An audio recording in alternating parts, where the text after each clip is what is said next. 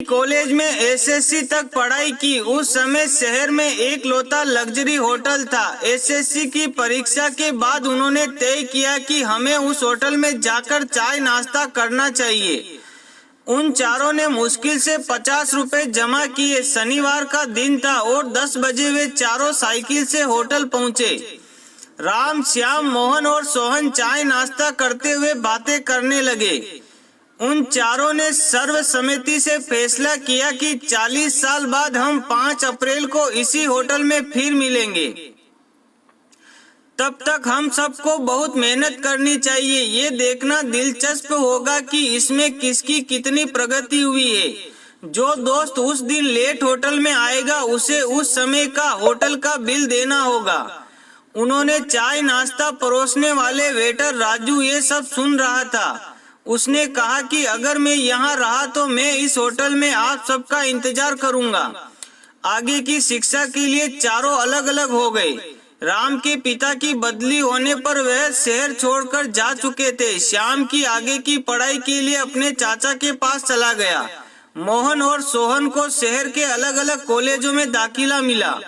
आखिरकार मोहन भी शहर छोड़कर चला गया। दिन, महीने, साल बीत गए। 40 वर्षों में उस शहर की बहुत ज्यादा परिवर्तन आया।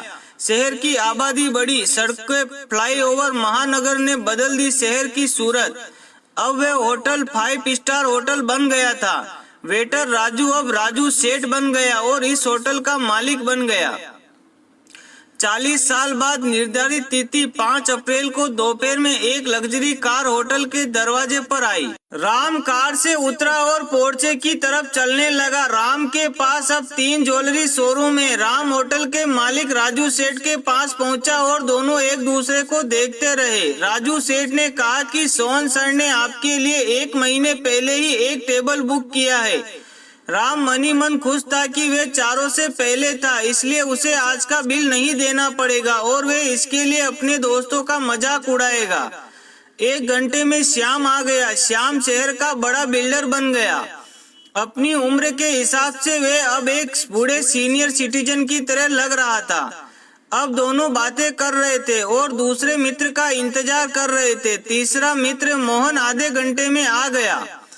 उससे बात करने पर दोनों को पता चला कि मोहन बिजनेसमैन बन गया है। तीनों मित्र की आंखें बार बार दरवाजे पर जा रही थी। सोहन कब आएगा?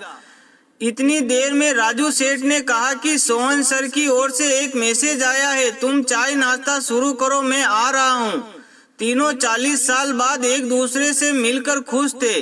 घंटों तक मजाक चलता रहा लेकिन सोहन नहीं आया।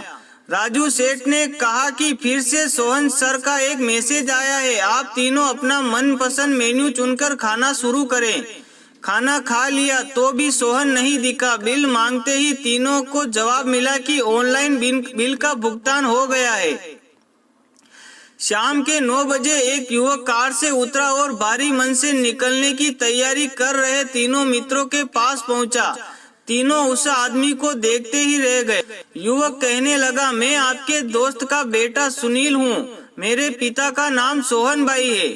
पिताजी ने मुझे आपके आने के बारे में बताया। उन्हें इस दिन का इंतजार था लेकिन पिछले महीने एक गंभीर बीमारी के कारण उनका निधन हो गया। उन्होंने मुझे देर से मिलने के लिए कहा। अगर मैं जल्दी निकल गया तो वे दुखी होंगे क्योंकि मेरे दोस्त तब नहीं हंसेंगे जब उन्हें पता चलेगा कि मैं इस दुनिया में नहीं हूँ और एक दूसरे से मिलने की खुशी खो देंगे। इसलिए उन्होंने मुझे देर से आने का आदेश दिया।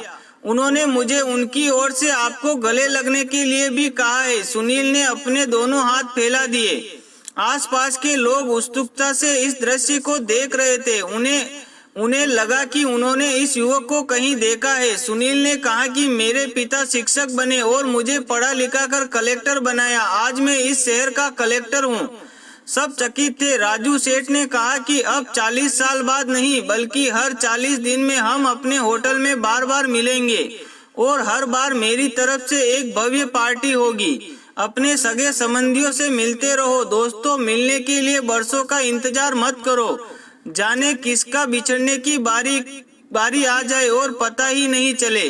परिवार के साथ रहे, जिंदा होने की खुशी महसूस करे। दोस्तों, यह कहानी आपको कैसी लगी कमेंट बॉक्स में कमेंट करके जरूर बताएं और इस कहानी को ज्यादा से ज्यादा शेयर करें। फिर मिलेंगे एक छोटी सी प्रेरणादायक कहानी के साथ। तब